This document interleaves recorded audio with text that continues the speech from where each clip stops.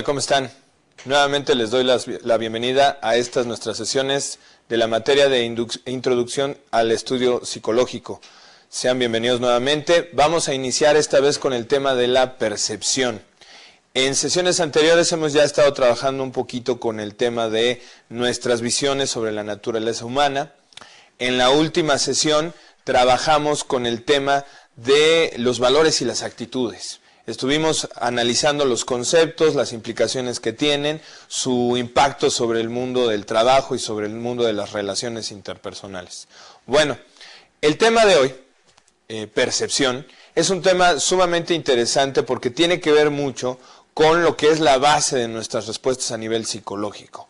Somos seres que están bombardeados por un cúmulo impresionante de información en el medio ambiente y respondemos a esa información dependiendo de la manera específica en que cada uno de nosotros percibe la información. No es solamente un proceso individual, es un proceso que también se ve modelado por las influencias sociales y culturales y que se ve determinado por las características fisiológicas que hacen que nuestra especie perciba el mundo a través de ciertos órganos sensoriales que ya de antemano van estableciendo un cambio, una modificación en la información que va llegando. Bueno, no perdamos tiempo, vamos a ver rápidamente de qué estamos hablando. El objetivo particular de esta nuestra sesión es comprender los principios fundamentales del proceso de la percepción y sobre todo el impacto que guardan sobre la conducta humana, como ya lo estábamos diciendo. A nivel específico, a nivel de objetivos específicos, como ustedes pueden ver en su sesión, nos toca conocer los conceptos centrales relacionados con el proceso de sensopercepción. Ahí vamos a ir identificando una serie de términos que algunos quizá ya manejan, otros no. Analizaremos los diferentes factores que influyen sobre la percepción. Y finalmente, trataremos de distinguir claramente cómo la sensopercepción impacta sobre los procesos conductuales. Bien, vamos a iniciar. Vamos a empezar con una serie de definiciones básicas.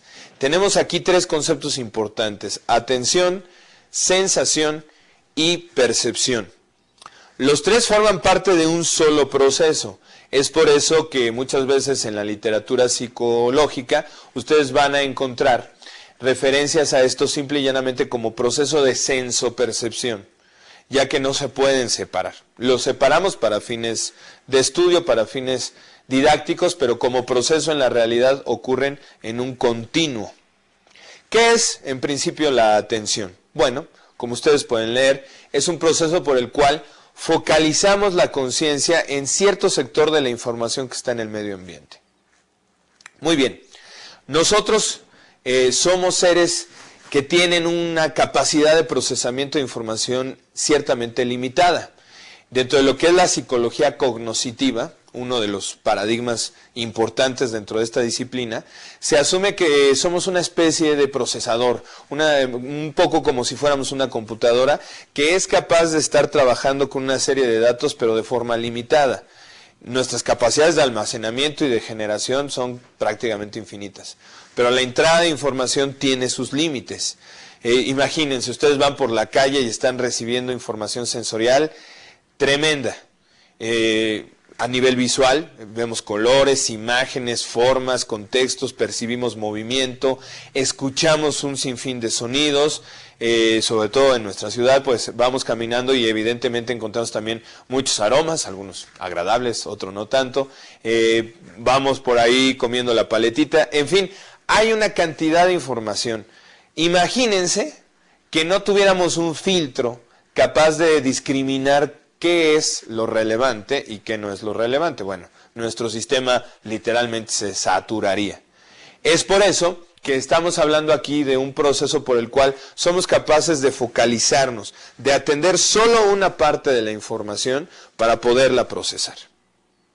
Bien. Ahora, después de la atención, por supuesto, viene la sensación. Insisto, esto de decir antes y después es simplemente para fines analíticos, pero son procesos que ocurren prácticamente en paralelo y en automático, dada la manera en que nuestro cerebro realiza el análisis de todos estos datos. La sensación es un proceso, como ven ustedes aquí en la presentación, que consiste en la recepción transducción y transmisión de la información por parte de los órganos sensoriales. Aquí evidentemente un término por el cual probablemente no estemos muy acostumbrados es este término de transducción, que suena a traducción. La idea es más o menos aproximada. Nuestros órganos sensoriales, piensen en la vista, el oído, el olfato, etc., tienen células específicas que captan la información. Pero esa información que nos llega del medio ambiente viene en su propio lenguaje. Son ondas del espectro electromagnético, es información mecánica, propiamente lo que es, por ejemplo, la aprehensión en el tacto, son ondas que están recorriendo el espacio a través de la audición. En fin, el cerebro no procesa esa información, el cerebro solo entiende de impulsos electromagnéticos. Si me permiten ustedes hacer una comparación sería similar al lenguaje ASCII que utilizan los sistemas computacionales. Nosotros tecleamos A, B, C, D, F, G, una serie de palabras, pero ese código se tiene que traducir al lenguaje que entiende internamente la computadora, que básicamente son unos y ceros, ¿sí? El lenguaje binario, combinaciones de números, como en el código ASCII, que un símbolo está representado por una combinación numérica. En fin, lo que tenemos que hacer entonces, o lo que hacen nuestros órganos de los sentidos en realidad, es retomar la información del medio ambiente y traducirla, convertirla al lenguaje de nuestro sistema nervioso, que son impulsos electroquímicos. A eso se refiere el término transducción, al proceso por el cual los órganos de los sentidos convierten la información en algo que el sistema nervioso pueda interpretar, en el código del sistema nervioso. Muy bien. Ya que se ha recibido y transducido la información, ahora se tiene que transmitir. La información tiene que correr a través de nuestra red de nervios hasta el sistema nervioso central, hasta el cerebro, para que ahí sea procesada. Un poquito más adelante vamos a ver todos estos elementos con más detalle. Ahora quedémonos nada más con esta idea. La sensación es captar la información y enviarla hacia el cerebro. Es ahí en el cerebro donde se realiza el siguiente de nuestros conceptos, que ustedes pueden leer ahí en su lámina, la percepción. Ya el proceso de percepción implica analizar, integrar e interpretar los datos que han captado nuestros sentidos. Por eso la percepción sucede en el cerebro. Estamos muy acostumbrados en el lenguaje común a decir, pues vemos con los ojos, aunque suene redundante, escuchamos con nuestros oídos. No. En realidad, escuchar, ver, son funciones que ocurren en el cerebro. Nuestros órganos sensoriales simplemente captan la información y la transmiten. Una persona puede tener intactos sus ojos y si una lesión cerebral daña el área del cerebro que procesa la información, no estaría siendo capaz de identificar nada de lo que está percibiendo visualmente. Son situaciones que se dan, por cierto, son síndromes que se van dando, no solo por cuestiones que tengan que ver, por ejemplo, con traumatismos, con accidentes, sino que también se dan por tumores y sobre todo también por cuestiones congénitas. Entonces, la percepción sucede en el cerebro. Es ahí donde interpretamos la información, donde lo que estamos captando a través de nuestros sentidos realmente cobra un significado, donde se va armando la imagen, la fotografía como tal. Bien, aquí en nuestra lámina tenemos un pequeñito esquema que trata de darnos idea de cómo va la secuencia. Atendemos la información, nuestros sentidos captan esa información a la que estamos poniendo atención y la guardamos en el cerebro después de un análisis, después de un proceso de interpretación donde decimos, mira, pues estoy viendo cierto aspecto de la realidad, estoy oyendo el sonido de una trompeta, me llega el aroma de una hamburguesa, en fin. Bueno, estos procesos son muy importantes. Vamos a tratar de extrapolar esta información al terreno, por ejemplo, de lo que es justamente el proceso de mercadotecnia, de persuasión, de cambio de actitudes. Bien, vamos a revisar aquí una información que tenemos en nuestro pizarrón, que habla sobre las etapas del proceso de persuasión, según un psicólogo social de mediados del siglo XX, que era Maguire. A pesar de que menciono mediados del siglo XX, es una serie de elementos que se han venido trabajando y trabajando y siguen teniendo actualidad. Y además es, yo creo que ahora que ustedes lo escuchen, de elemental sentido común, ¿no? Para que un mensaje persuasivo tenga efecto, para que un mensaje que busca modificar una actitud tenga efecto, pues es necesario que capte nuestra atención. Muchas de las cosas que pasan ya en la televisión, en los medios, ni siquiera captan nuestra atención. Imagínense un espectacular en medio de alguna avenida importante de la ciudad donde ustedes viven, en el caso particular de su servidor aquí en el Distrito Federal, puede ser muy llamativo, pero tiene que tener elementos que lo hagan destacar del resto, porque cuando uno va manejando en una avenida hay una cantidad de información, anuncios, edificios, etcétera. Entonces, ciertamente es importante buscar elementos que logren captar la atención. Sin atención, prácticamente no habría nada posteriormente. Retención del mensaje. Y para retenerlo, tiene que haber sido percibido en sus características esenciales e interpretado adecuadamente. Es decir, ok, me estás diciendo esto, la imagen me está dando este mensaje, este significado. ¿Sí? Para que pueda ser retenido en la memoria y posteriormente evaluado. Ya sea que la evaluación sea una evaluación racional, donde estemos viendo los pros y los contras de lo que nos están diciendo, o sea, más bien una evaluación de tipo emocional, que también es como muchas veces a la persuasión. No quiero irme por esa línea porque nos estaríamos saliendo del tema de esta sesión. Simplemente quería yo hacer notar la importancia del proceso de senso-percepción como algo que se tiene que manejar para poder captar la atención de aquellos a quienes por alguna razón vamos a tratar de convencer de comprar un producto, votar por un candidato, modificar una serie de hábitos, etc. Bueno, hecha esa aclaración con la que hacemos ahí un paréntesis en esta temática, vamos a continuar ya con nuestro tema. Después de hacer estas definiciones básicas, vamos a ver qué elementos funcionales implica este proceso, hablando del sistema nervioso central y periférico. Bueno, vamos a revisarlo. Voy a sentarme aquí con ustedes para que podamos irlo estudiando. Bueno, sistema nervioso periférico y sistema nervioso central. El sistema nervioso periférico es esa parte de nuestro organismo que se encarga justamente de captar la información y de transmitirla hacia el cerebro. No están ahí nada más nuestros sentidos, sino también todas las vías a través de las cuales la información llega hacia la parte central. Por eso, como ustedes pueden ver, tenemos primero los receptores sensoriales y después las vías de transmisión. Receptores sensoriales como la visión, la audición, el olfato, el gusto, los sentidos táctiles, que les llamamos aquí en plural porque estamos considerando lo que es la percepción del dolor, de la textura de las cosas, la presión, la temperatura y demás información que capta nuestra piel. Y la propiocepción, probablemente este sea el menos conocido a nivel general. La propiocepción, estamos hablando de un sentido que tiene que ver con el hecho de saber en qué posición estamos, cuál es nuestra postura actual y la percepción de nuestros órganos internos y de nuestros músculos.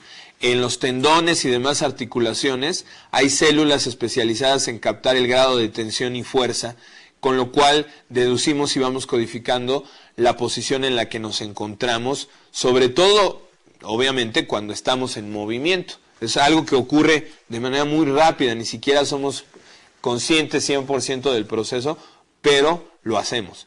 Quienes más están conscientes de esto, por ejemplo, son los actores, los bailarines y quienes de alguna manera trabajan todo esto que es la inteligencia corporal, lo que es el manejo del cuerpo para expresarse. Ellos sí son muy conscientes del grado de tensión de sus músculos, etcétera, ¿no? Quien está dando un mensaje, quien como su servidor, por ejemplo, está en un proceso utilizando tecnología visual, estamos muy conscientes de nuestra posición, del movimiento que vamos haciendo. Ustedes no lo ven, Pero aquí hay personas que nos indican claramente cómo tenemos que desplazarnos, en fin. Esto es parte del proceso lógico en cualquier elemento de grabación, en cualquier proceso donde se da un mensaje. Y ahí tenemos que ser muy conscientes de todo este aspecto propioceptivo.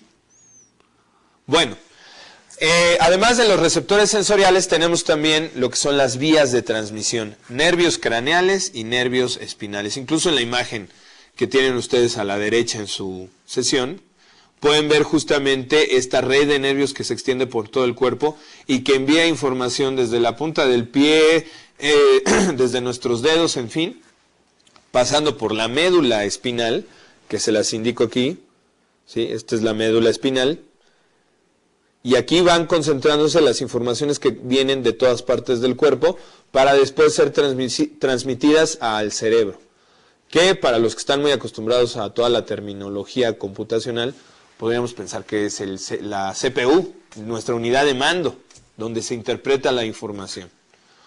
Y justamente hablando del cerebro, ya esa es la parte que conocemos como sistema nervioso central, la médula espinal.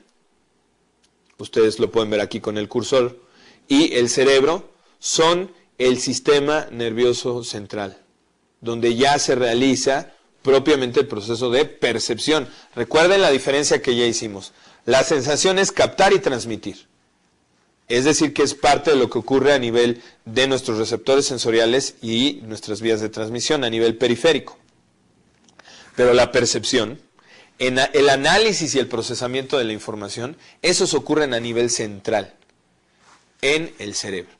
Algunas veces la información se queda en la médula espinal, como en el caso de los reflejos, cuando, no sé, van por la calle y se pinchan con alguna cuestión, inmediatamente hay un reflejo.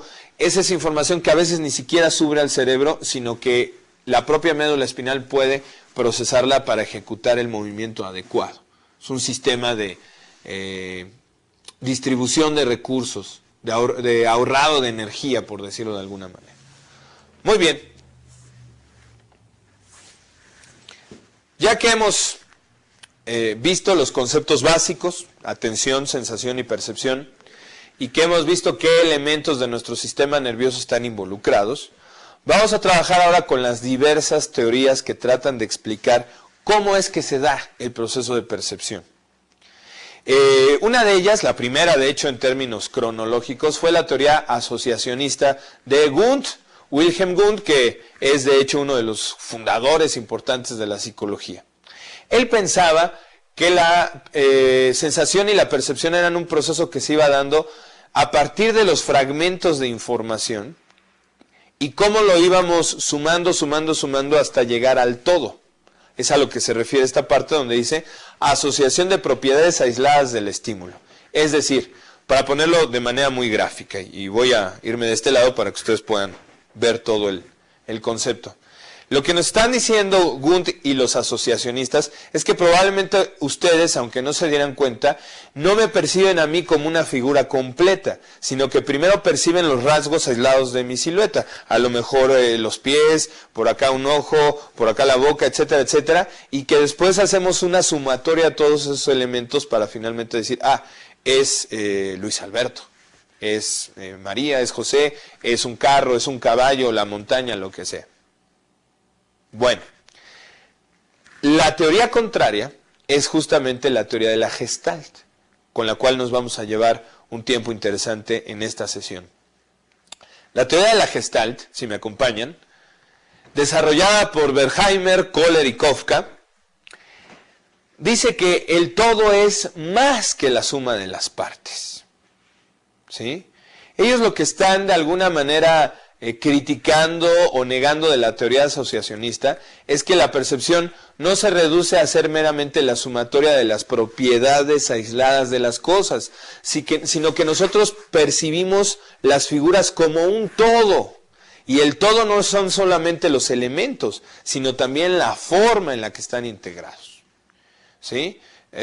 La sopa no queda rica nada más porque le echemos sal, aceite, ajo, etcétera.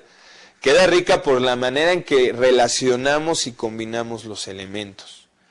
Eso es lo que nos está diciendo la Gestalt. De hecho, el término Gestalten, en alemán, significa eso. Todo, configuración, forma. La percepción de un cuadrado, según la Gestalt, no es que veamos 1, 2, 3, 4 lados y luego los sumemos, sino que de entrada ya percibimos la figura completa y luego podemos ir desprendiendo las partes aisladas, pero primero nuestra percepción sería una percepción integradora. Eso es lo que nos dice la Gestalt, ¿sí? Patrón, estructura, eso es lo que percibimos. Percibimos patrones, estructuras que tienen significado y después las descomponemos en partes. Espero que se den cuenta perfectamente de que son el agua y el aceite, estas dos teorías, la asociacionista y la teoría de la Gestalt. Identificación de totalidades con significados. Eso es lo que los autores de la Gestalt llamaban la cualidad de forma. Percibir las cosas con una forma que tiene un sentido, un significado a nivel perceptual. Otra teoría que viene a ser pues una especie de relación de compromiso entre ambas teorías es la teoría cognoscitiva. Para ella, la percepción es un proceso constructivo y anticipatorio de esquemas cognoscitivos almacenados en la memoria. En castellano. Bueno, es un proceso por el cual nos adelantamos.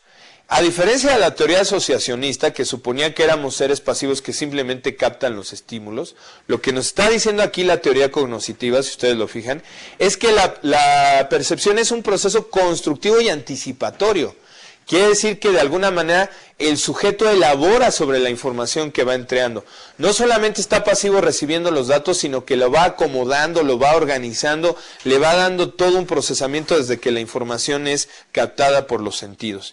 Y además, esas claves de información que vamos captando nos permiten anticiparnos a lo que va a venir después, ¿sí? Basando en los esquemas que hemos almacenado en la memoria. Un ejemplo.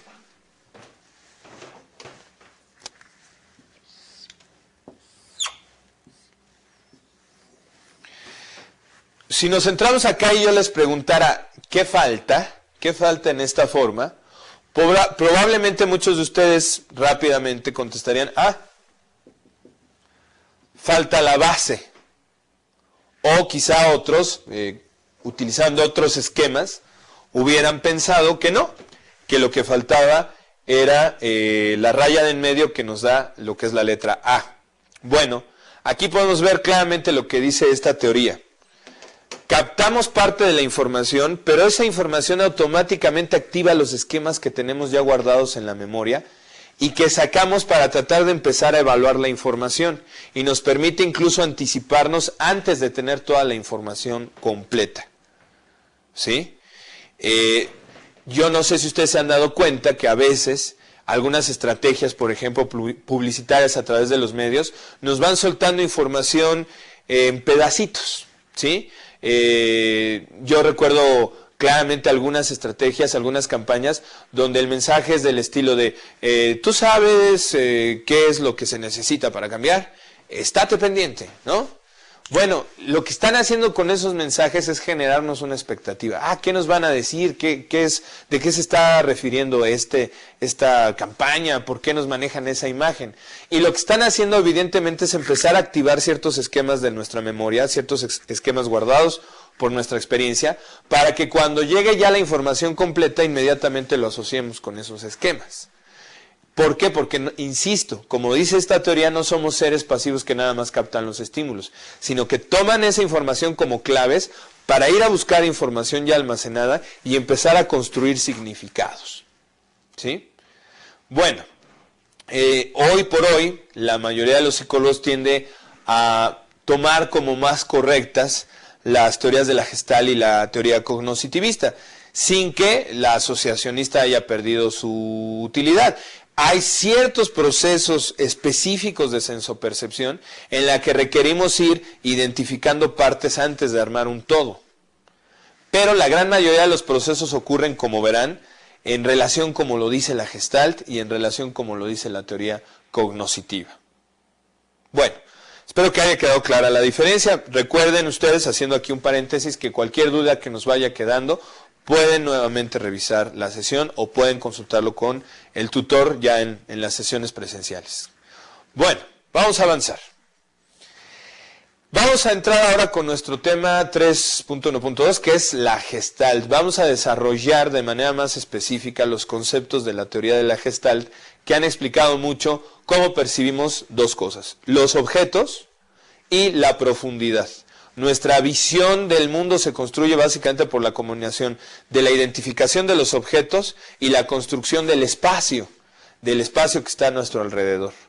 La teoría de la Gestalt explica eso a través de una serie de leyes, a través de una serie de principios que tratan de explicar esto. Bueno, vamos a ver en este caso varias imágenes que nos van a ayudar a ilustrar estos procesos, así que vamos a estar regresando continuamente a esta misma lámina, aunque avancemos. Nuestra primera ley, nuestro primer principio que maneja la teoría de la Gestalt es figura-fondo. Como ustedes ven ahí, dice: la percepción de un objeto se realiza separándolo del fondo perceptual en que aparece. Vamos a ver esto con un ejemplo. En la imagen de la izquierda de la pantalla, ¿qué es lo que ustedes ven? Claro, seguramente algunos están viendo claramente a un hombre tocando un saxofón y otros probablemente están viendo el rostro de una mujer. Y quienes son un poco más analíticos estarán viendo las dos cosas. Bueno, si ustedes se dan cuenta, para que nosotros podamos percibir claramente la silueta del saxofonista, tenemos que considerar toda la parte en blanco como si fuera el fondo, para sobre eso recortar la figura. Lo contrario sucede si nos concentramos en el rostro de la mujer. Tenemos que considerar que el fondo es la parte negra, la parte oscura de la imagen. Es a lo que se refiere esta ley. Nosotros percibimos todo dentro de un fondo. Nada aparece en nuestra percepción aislado como en una especie de vacío, sino que todo lo vamos percibiendo a través de un fondo. Y ese fondo sirve como un contexto que nos ayuda a identificar cuáles son las imágenes. A la derecha en esa misma lámina tienen un grabado de un famoso artista que es Moritz Cornelius Escher, un gran grabadista, que jugaba bastante con estos principios de la percepción. Intuitivamente parecía prácticamente un psicólogo de la Gestalt. Ahí vemos claramente esta situación de la figura fondo, ¿no? Las dos mitades del cuadro pues son idénticas, es como una figura en espejo, nada más que lo que en una está como fondo, en la otra está como imagen, jugando y cambiando un poco con las tonalidades y con los colores. Bien, vamos a regresar hacia atrás con la segunda ley de la Gestalt, que es la constancia. Dice que los objetos, así los veamos desde diferente ángulo, distancia, incluso con diferencias en la iluminación presente, los seguimos identificando como el mismo objeto. Miren, si yo giro, y les va a parecer una cuestión muy sencilla, yo giro constantemente aquí la silla. Bueno, ustedes lo están viendo desde un cierto ángulo, desde otro, en fin, pero saben que se trata del mismo objeto, que es la silla. Seguramente quienes nos están viendo han de haber dicho, pues claro, pues sí, pero tiene un poquito más de refilón este asunto. La imagen en la retina es diferente. Cada vez que yo pongo en un cierto ángulo el sillón o cualquier objeto, la imagen en su retina, en su ojo, es diferente. El cerebro tiene que retomar todas esas imágenes diferentes y hacer un proceso de interpretación para que se dé cuenta de que sigue siendo el mismo objeto, aunque la imagen en la retina sea diferente, ¿sí? Igual, ustedes pueden verme a cierta distancia, me puedo alejar un poco, ¿no? Quizá me puedo acercar más allá, y cada vez la imagen en su retina es diferente. Pero el cerebro tiene que tomar todas esas imágenes, hacer una especie de cálculo y darse cuenta de que se trata del mismo objeto. Es un principio básico, reconocer la constancia de los objetos, aunque cambien en su ángulo, en su distancia, en lo sombreado o iluminados que están. Bien, la tercera de nuestras leyes de la Gestalt es una que, por cierto, es fundamental para que podamos experimentar lo que es el cine, movimiento aparente. Dice ahí, dos o más estímulos que se presentan con diferencia de tiempo se perciben como vinculados realmente. Si ustedes se acuerdan un poquito de lo que hacíamos cuando éramos niños en relación con los cuadernos, éramos muy dados, por lo menos su servidor, a dibujar en la esquina de los cuadernos la misma figura pero en posiciones diferentes y después simplemente íbamos dejando pasar las hojas y se creaba la ilusión del movimiento. Bueno, eso es exactamente de lo que estamos hablando aquí.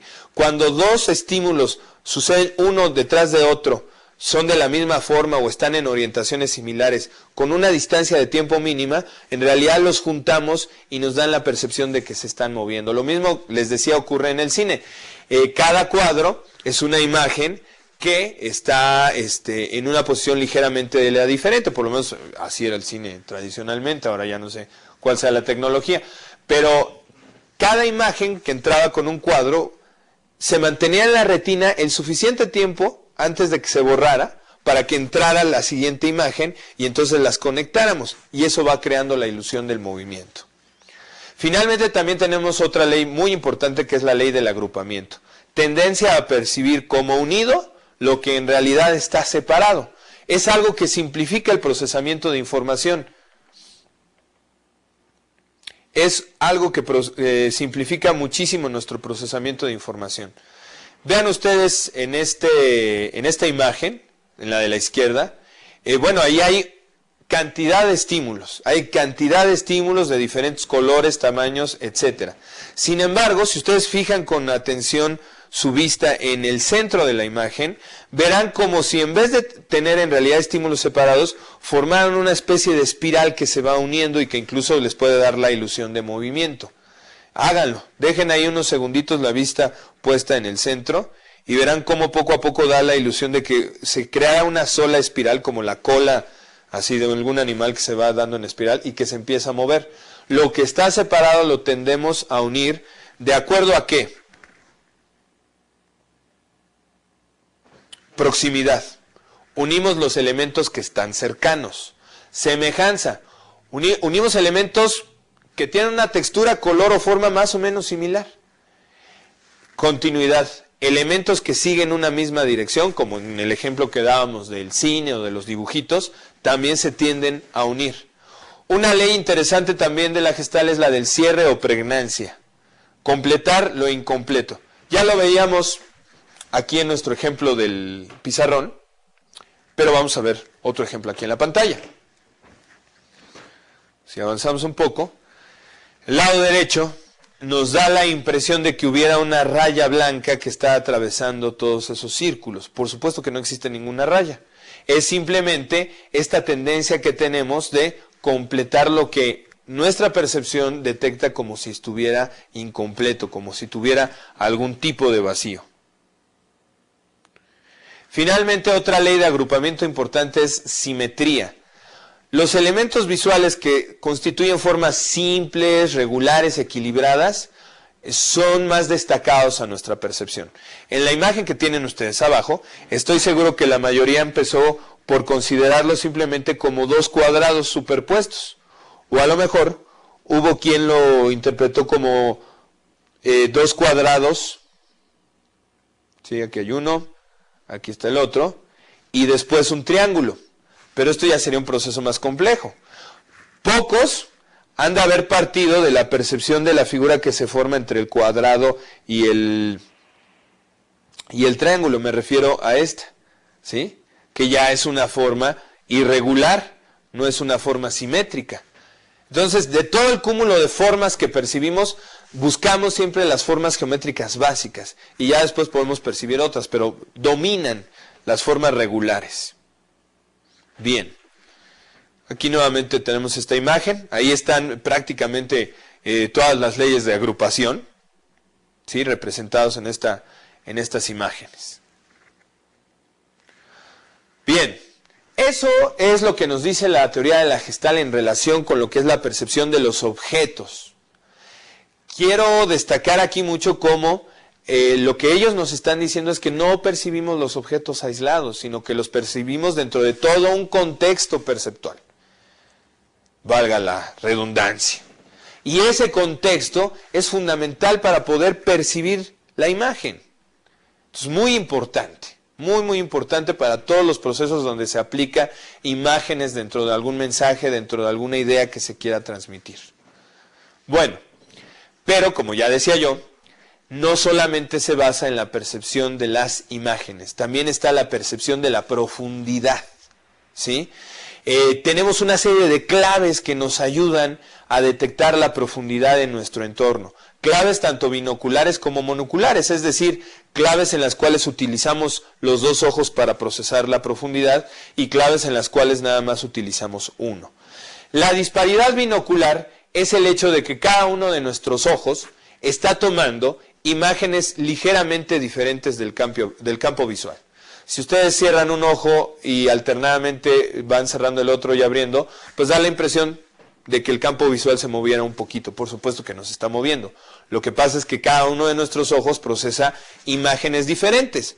Eso el cerebro lo tiene que retomar y calcular para hacer un promedio de dónde se encuentra ubicado un objeto. Cuando ustedes están focalizando su atención sobre algo, en realidad el objeto está en dos puntos diferentes, conforme cada ojo lo está procesando. Pero cuando la información de ambos ojos llega al cerebro, se tiene que hacer una especie de promedio para identificar en qué posición exacta está el objeto. Otro indicio binocular es el de convergencia. Probablemente no sea muy notorio, pero sobre todo con los niños sí lo es. Cuando les acercamos un objeto, pues inmediatamente los vemos que hacen lo que llamamos los viscos, es decir, convergen sus ojos, y cuando el objeto se aleja, los ojos se separan. El movimiento de los ojos convergiendo o divergiendo son señales que se envían al cerebro y que también le ayudan a captar qué tan cerca o qué tan lejos está un objeto. Eso es en cuanto a los indicios que se procesan utilizando ambos ojos. Sin embargo, cada ojo por separado también genera claves de profundidad, que son lo que llamamos indicios monoculares, como la acomodación. Cada ojo, conforme un objeto se acerca, nosotros tenemos una estructura en nuestros ojos que se llama cristalino. Es nuestro lente natural. Como todos los lentes, necesita tener una cierta curvatura. Cuando el objeto se está acercando,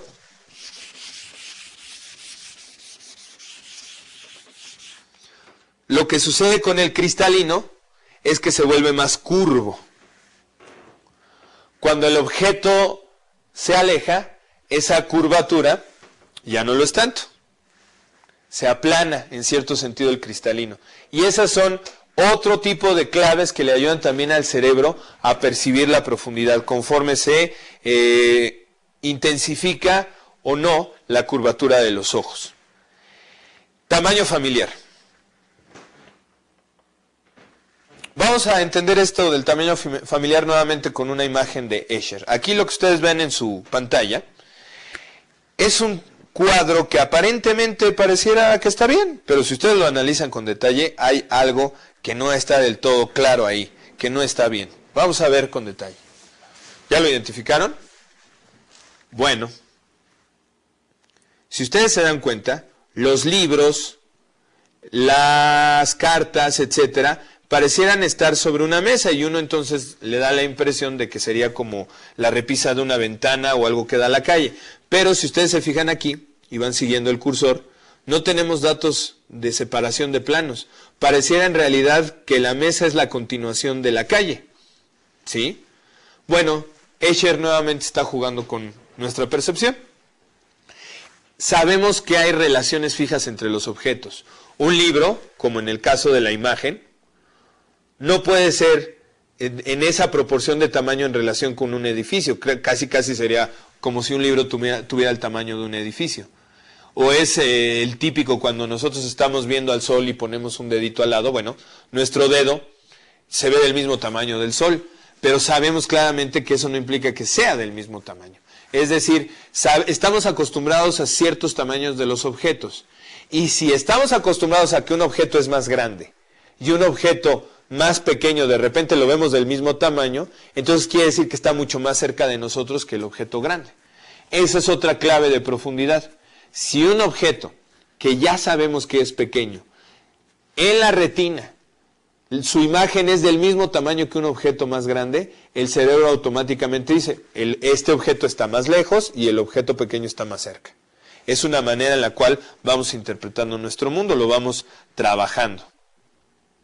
La perspectiva lineal y la perspectiva aérea. Bueno, recursos utilizados por todos los artistas. La perspectiva lineal es aquella que nos lleva hacia un punto de convergencia de todas las líneas que se dan en el espacio, como aquí. Cuando estamos en un camino, lo que se ve hacia el horizonte como más lejano tiende a juntarse, a buscar un punto de fuga, como le llaman los artistas. La perspectiva aérea es más bien algo como lo que podemos ver en esta otra lámina de Escher que aparece a su derecha, ¿sí? Si ustedes se dan cuenta, los pescados o globos aerostáticos o estas figuras caprichosas que dibuja el autor se van superponiendo y lo que está más lejos se ve más borroso. Esa es la perspectiva aérea. Ustedes, si se van a la azotea de sus casas y ven hacia el horizonte, lo que está más lejano se ve más borroso, lo que está más cerca se ve mucho más nítido y definido. Luz y sombra. También, por una cuestión de cómo procesa el cerebro la información, de un objeto, lo que está más iluminado se percibe como más cercano a uno, lo que está más oscuro se percibe como más lejano. Gradiente de textura. Si nosotros estamos parados en un prado, pues volteamos y cerca de nosotros el pasto se ve con su textura, se ven claramente cada hoja, cada pasto de manera individual. Pero si empezamos a voltear la vista hacia la parte más lejana, se va perdiendo esa textura como si se volviera una alfombra verde sin separaciones. Este gradiente de textura es otra clave que utiliza el cerebro para detectar la profundidad. Y finalmente la interposición, como ahorita. Ustedes saben claramente que, por ejemplo, la bandera de nuestra institución está más cerca de la cámara que yo, simplemente porque está interpuesta entre ella y yo, porque está en medio. Todo esto son claves que automáticamente a lo largo del día estamos utilizando infinidad de veces para procesar a qué distancia se encuentran de nosotros los objetos y por ende el movimiento. Muy bien.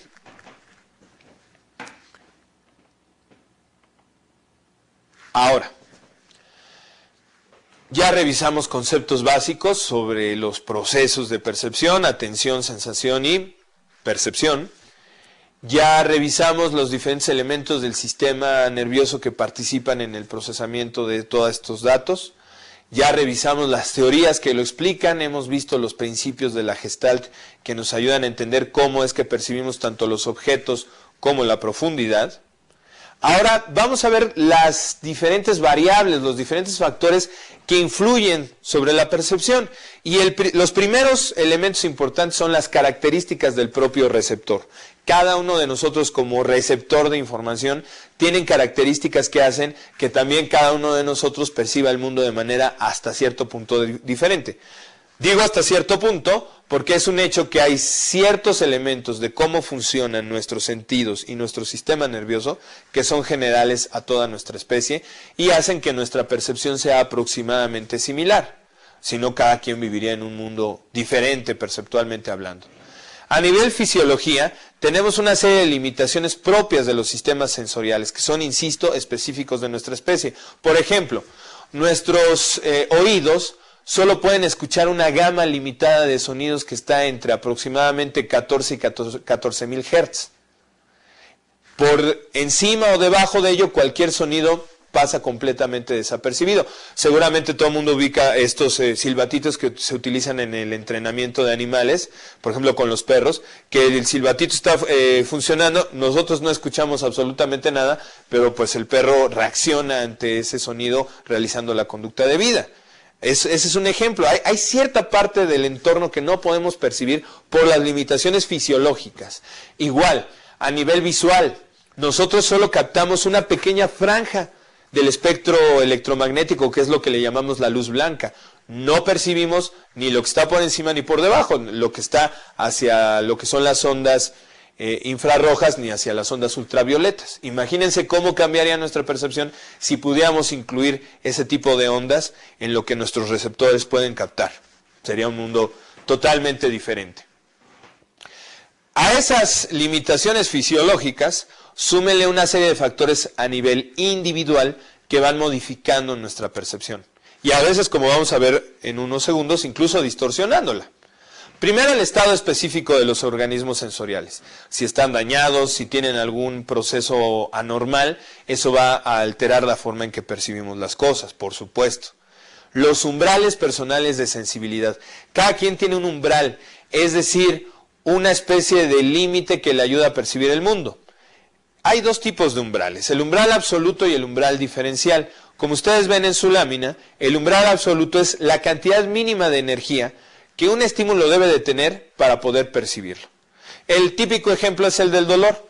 Hay gente que ustedes pueden estarle picando con un alfiler la mano y ni siquiera lo siente, que necesita que prácticamente ya le estemos atravesando la piel para que grite, ¿no? ¡Ah! Para que él perciba el estímulo. Y hay gente que ante el más mínimo contacto inmediatamente reacciona. Entonces, el umbral es como esa cantidad de energía que necesita un estímulo para que nosotros reaccionemos ante ella. Por supuesto, la diferencia del umbral no está en el estímulo, está en nosotros, ¿sí? Hay quien, por ejemplo, inmediatamente detecta lo salado, hay quien se tarda mucho más en detectar lo salado y entonces le echa sal a los alimentos, por decir otro ejemplo. Esos son los umbrales absolutos. Ahora, ¿cuál es el umbral diferencial? Pues es la cantidad mínima de energía para que yo pueda discriminar, para que yo pueda distinguir dos estímulos de la misma característica. Piensen cuando están ustedes moviendo el volumen de, por ejemplo, de algún aparato como puede ser un reproductor de sonido. Bueno, desde el momento en que ustedes empiezan a dar vuelta, ya el volumen está cambiando. Pero hay mucha gente que no se percata de un cambio significativo de volumen hasta que ya le movió cierta cantidad. Ese es el umbral diferencial. ¿Qué tanto necesito más del estímulo anterior para notar la diferencia entre dos estímulos? Diferencia en términos de intensidad. Todo esto de lo que estamos hablando es parte de una rama de la psicología que se conoce como psicofísica, que busca justamente hacer un estudio de la relación entre las características físicas de los estímulos y las características psicológicas de nuestros receptores. Bien, seguimos con este asunto de las características del receptor. Ya hablamos a nivel fisiológico y estamos viendo a nivel individual. Otro tipo de factores que son características importantes del receptor y que, como ustedes se dan cuenta en la lámina, también ya nos van introduciendo con otro pequeño tema que es las distorsiones de la percepción, es el estado de conciencia. El estado de nuestra conciencia no solo determina qué tanto vamos a poder percibir o qué tan correctamente vamos a percibir el entorno, sino que probablemente, y eso es lo más interesante, determina cómo distorsionamos nuestro entorno. ¿Qué entendemos por el estado de conciencia? Bueno, el estado de conciencia es la manera en que nos damos cuenta de lo que está sucediendo a nuestro alrededor. La conciencia individual cambia debido a muchas cosas. Por ejemplo, siguiendo lo que tenemos aquí en la lámina, lo que es el ciclo sueño-vigilia.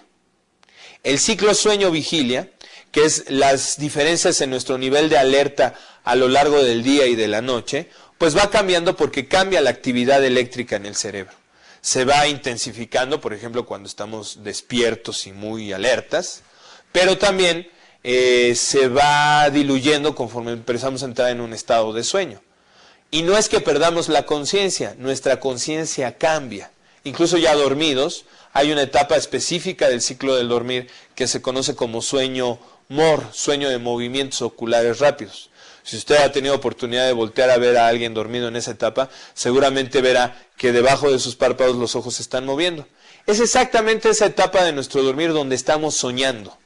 Y el sueño como tal, o las ensoñaciones típicas de cuando nos despertamos y queremos contarle a alguien que soñábamos que nos perseguían, o que íbamos en una carrera, o que estábamos en una isla desierta con lo que ustedes quieran, son situaciones que ocurren en determinado momento del sueño y que forman parte de un estado de conciencia alterado, modificado. Otra modificación, otra alteración de nuestro estado de conciencia, pues evidentemente es el uso de sustancias. Cualquier droga legal o ilegal tiene un efecto sobre el sistema nervioso, sobre el funcionamiento de nuestras neuronas, estas células básicas que procesan la información en el sistema nervioso. Bueno, Evidentemente, al alterar también el funcionamiento de las células que procesan la información sensorial y perceptiva, alteran nuestra percepción y nos distorsionan. Las ilusiones, las alucinaciones son procesos de distorsión perceptual que se deben justamente, entre otras cosas, al uso de sustancias. Bueno, además de esto está el tema de la hipnosis y la meditación. Los estados hipnóticos, los estados de meditación, llevan a las personas a estar en un estado de conciencia diferente. La hipnosis es un proceso por el cual se hace que una persona esté dispuesta a aceptar cualquier tipo de sugestión sin ningún tipo de análisis racional. La hipnosis no es magia. La hipnosis significa modificar a través de ciertos ejercicios y elementos el ritmo de la actividad eléctrica del cerebro. Lo mismo que la meditación.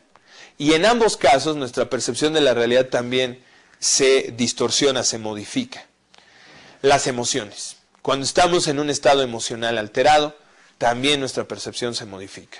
Las personas que están, por ejemplo, con algún trastorno emocional, como puede ser una depresión clínica, la percepción es totalmente diferente. Y no solo, como decimos metafóricamente, porque ven el mundo más negro, sino que literalmente la percepción cambia. Hay algunos fenómenos que le suceden a las personas con depresión, como es, por ejemplo, la anestesia. Es decir, que cuando una persona está en un estado profundo de depresión, no siente, no capta la estimulación. ¿Sí? A eso se refiere el término anestesia, no sensación. No es la anestesia que utilizamos a nivel clínico en cirugía. Y finalmente también las expectativas. Cuando una persona, a partir de su propia experiencia, ha creado una expectativa de que las cosas van a ser muy buenas o muy malas, eso modifica la manera en que se perciben. Estoy pensando un poco en el asunto de las relaciones. Ahora que se ha puesto tan de moda en los últimos tiempos la búsqueda de parejas por internet, etcétera, muchas veces la expectativa que una persona se genera puede hacer que al momento de conocer a la persona en carne y hueso, su percepción de la belleza física de esa persona cambie, que a lo mejor su expectativa era muy grande y no le parece que la belleza de la persona sea tal, o todo lo contrario. Entonces, todos estos factores no solamente son características que marcan que a nivel individual tengamos una percepción diferente, sino que la alteran, la modifican sustancialmente. Aunado a los factores que tienen que ver con la especie y con el individuo, tenemos finalmente los factores sociales.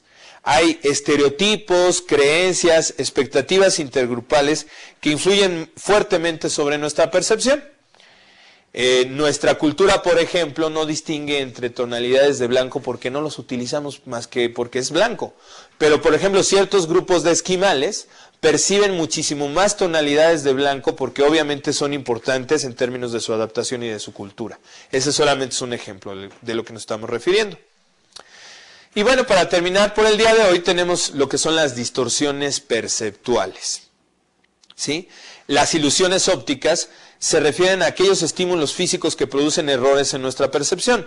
Ahí tenemos un ejemplo que es la ilusión de Müller-Lyer.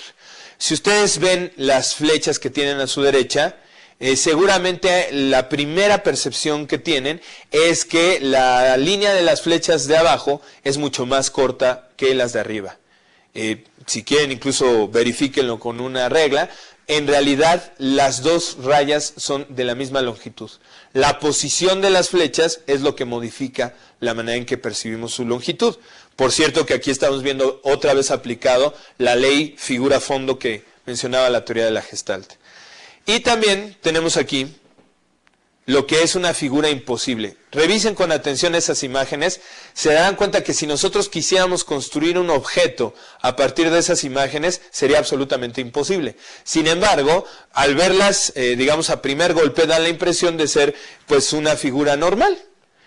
Bien, así sucede este asunto de la percepción. Es muy interesante. El uso de las ilusiones ópticas se maneja en muchísimas cosas dentro del campo, por ejemplo, de la mercadotecnia, de la publicidad. Muchas veces se crean ilusiones ópticas, incluso la arquitectura, para generar la idea de que algo es recto. Muchas veces las estructuras no están realmente rectas, sino que tienen que cambiar para dar pie a lo que es la manera en que nosotros percibimos las cosas. De igual manera, otra distorsión de la percepción nos lleva a lo que es la idea de la percepción subliminal. Ya tenemos tiempo más adelante de tocar el tema con detalle. porque es relevante y siempre es una discusión interesante en términos de lo que a la gente le llama la atención. Simplemente la percepción subliminal es la idea de que somos capaces de captar ciertos mensajes que, aunque no tengamos una conciencia explícita de que lo captamos, el estímulo tiene la suficiente duración y energía para de alguna manera afectarnos, para de alguna manera ser captado por nuestro, dirían los psicoanalistas, nuestro subconsciente. El ejemplo típico, el experimento más citado sobre esto, es uno que sucede en los Estados Unidos. A unas personas que estaban viendo una película, cada X número de cuadros de la cinta se agregaba una imagen de Coca-Cola. De hecho decía, compre Coca-Cola en su dulcería. Acuérdense que antes en el cine, hace mucho tiempo, había intermedios. Bueno, la idea es que nadie se dio cuenta de las imágenes de Coca-Cola. Nadie se dio cuenta porque pasaban apenas unos cuantos segundos como para que pudiéramos hacer explícito eso. Sin embargo, lo que querían medir los investigadores es qué tantas personas salían en el intermedio a comprar Coca-Cola. Lamento desilusionarlos, pero en realidad nos encontraron diferencias muy significativas entre quienes estaban expuestos a esto y los que no. Sobre el tema de la percepción subliminal, en fin, hay mucha polémica y en otros temas de algunas otras materias de esta carrera, necesariamente tendremos que abordarlos con más detalle. Muy bien, con esto terminamos nuestro tema de percepción. Espero que les haya parecido interesante. Nuevamente los invito a revisar sus actividades. En este caso se les pide que hagan un pequeño análisis, retomando muchos de los conceptos que están aquí y ya tratando de reflexionar cómo lo utilizarían ustedes dentro de su ámbito laboral, quienes ya estén participando en actividades que se esté trabajando todos estos elementos perceptuales en el diseño de publicidad, de imágenes, de estrategia, etcétera. En fin, ahí está la actividad. Les agradezco su atención. Nos vemos la siguiente sesión. Hasta luego.